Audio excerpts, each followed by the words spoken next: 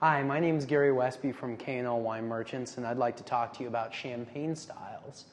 When talking about champagne styles, the first thing I like to look for is whether the wine is a vintage, like this Bonville, or a non-vintage, like this Gonnet. Does it have a date on it?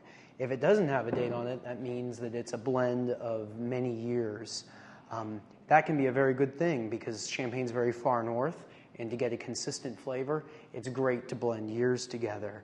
The second thing I like to look for is what the level of dosage is in the wine, and that's always labeled whether the wine is, for example, a brut, like the Gonnet, an extra dry, like this White Star, or a Demi Sec, which means half dry, like this Laurent Perrier.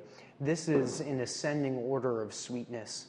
Demi Secs are some of the sweetest that are available, while you can even get even drier styles than this brut in extra brut or brut zero. The third thing I look for is if there is a mention of the varieties that went into it on the bottle.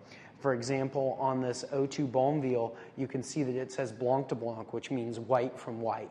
That means that it's made, in this case, of exclusively Chardonnay. Or, like on this O2 Memoire de Vigne from Michel Arnaud, it says Blanc de Noir, meaning white from black. In this case, all Pinot Noir. The third type of style that we could talk about are the rosés.